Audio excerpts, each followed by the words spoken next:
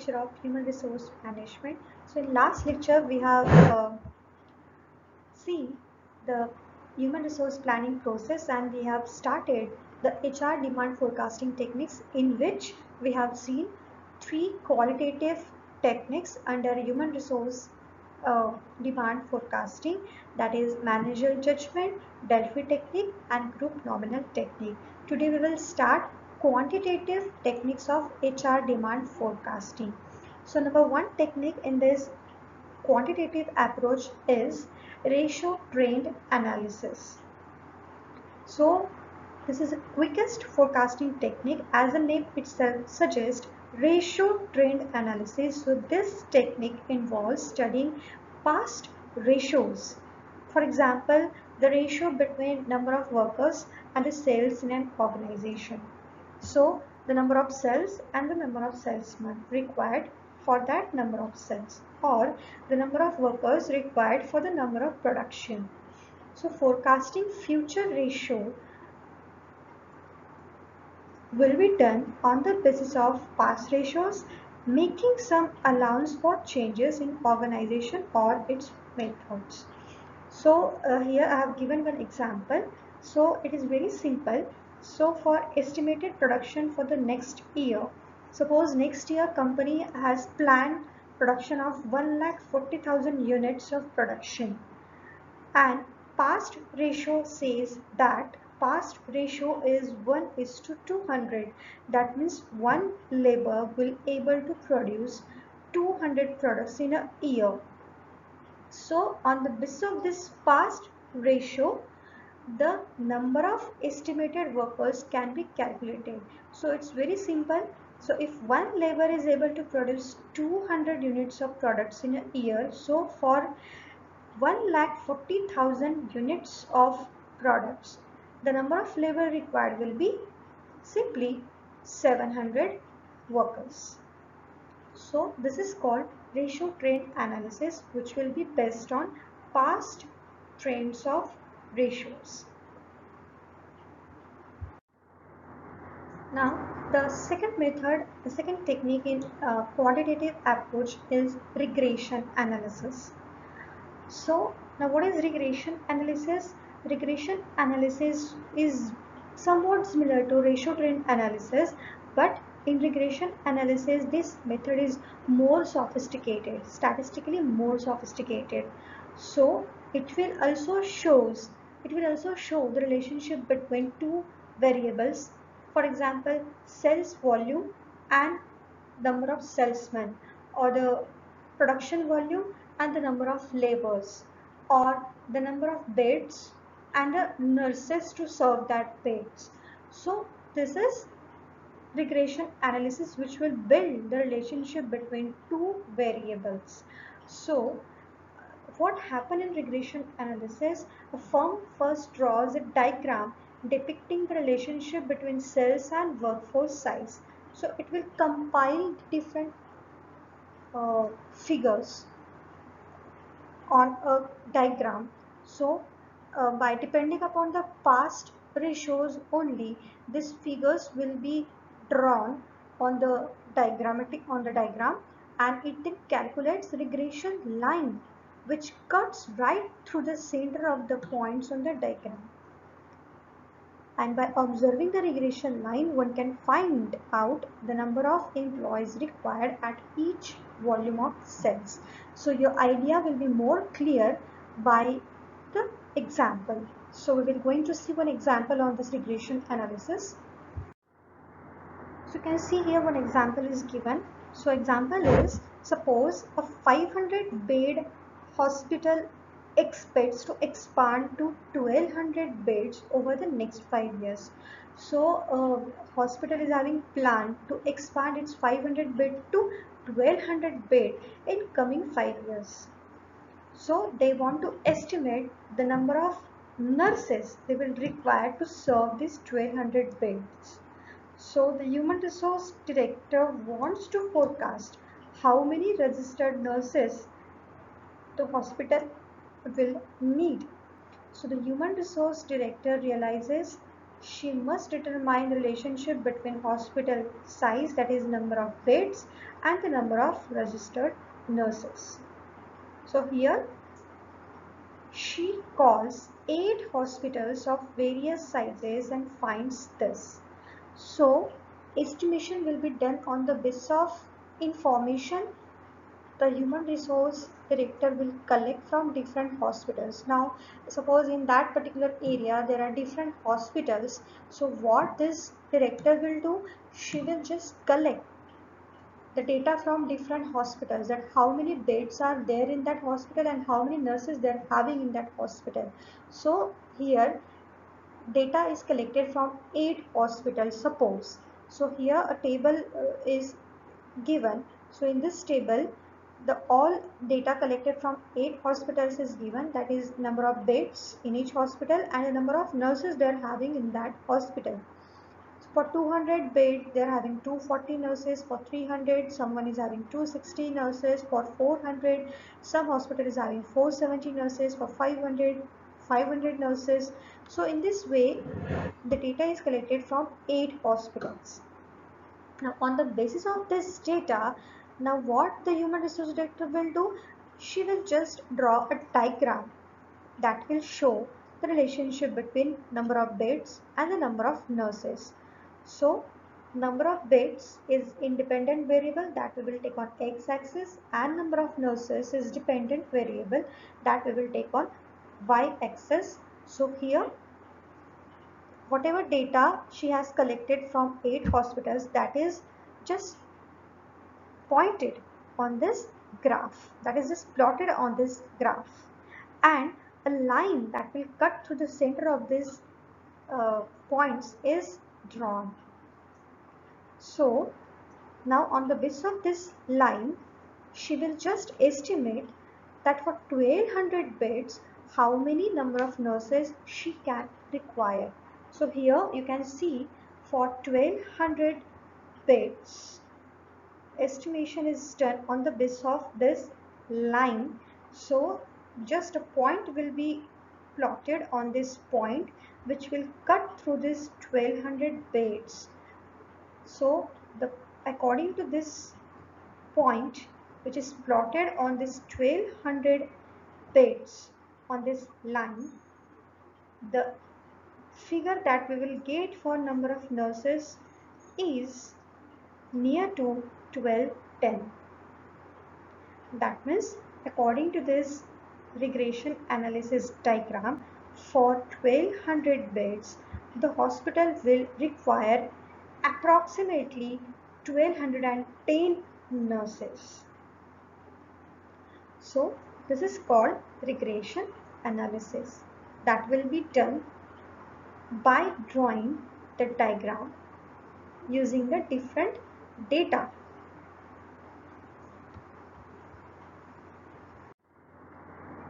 Another technique in quantitative approach is work-study method. So this technique is also called as workload analysis. So under this method, estimated total production for a specific future period are predicted. So first, the future production that is required is estimated, and then the number of man hours required to produce per unit, taking into consideration the capability of workforce. So first total number of production will be predicted for the future. Then the number of man hours required to produce one single unit is estimated. So past experience of management can help in translating workload into number of man hour requirement. So how this number of man hours to produce per unit will be estimated, that will be estimated depending upon the past ratios they will have, that in last year for producing one product how many hours a labor has taken. So on the basis of that the number of hours required to produce a single product is estimated. Now, demand of human resource is forecasted on the basis of estimated number of production and contribution of each employee in producing each unit items.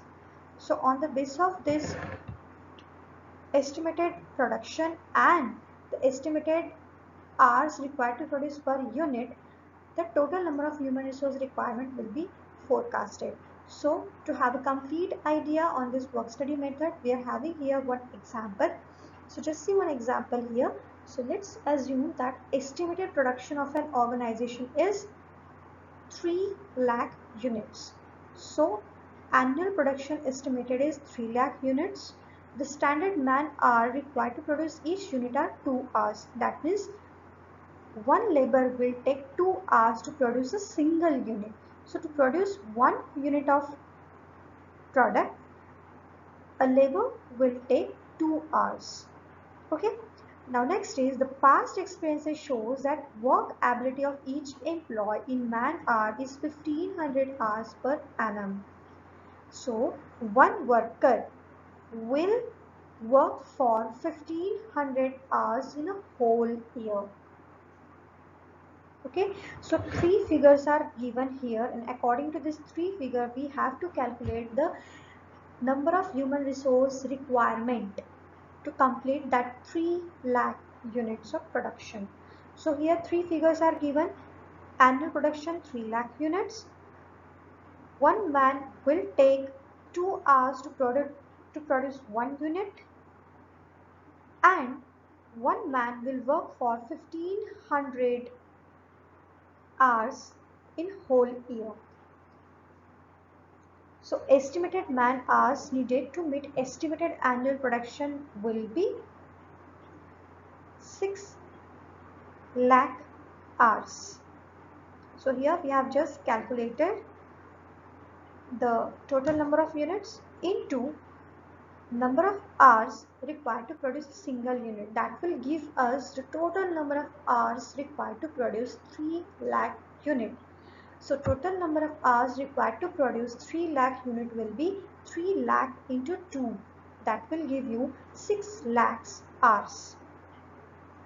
So as we already the data is given that one man will work for 1500 hours in a year.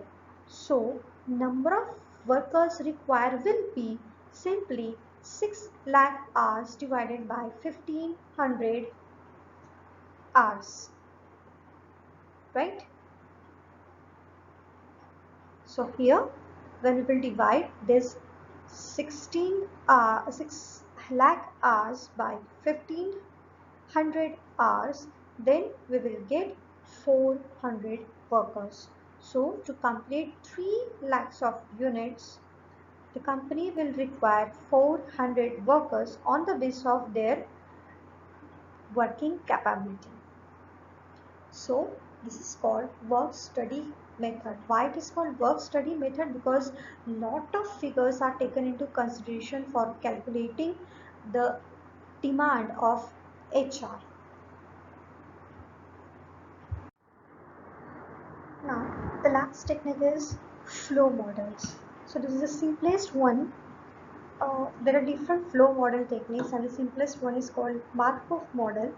So in this technique, the forecaster will determine the time that should be covered. So number one step is to determine first the time period for which the estimation is done. So say for coming 1 month, or in coming 6 months, or in coming 1 year. So suppose the forecaster is going to estimate the number of manpower requirement for coming 6 months or coming 12 months. So shorter the lengths of time will give you the more accurate results. Okay. So this is the first step. First determine the time period for which estimation is done. Now next step is establish categories called as states to which employees can be assigned. So here states means the positions. So these categories must not overlap and must take into account every possible category to which an individual can be assigned.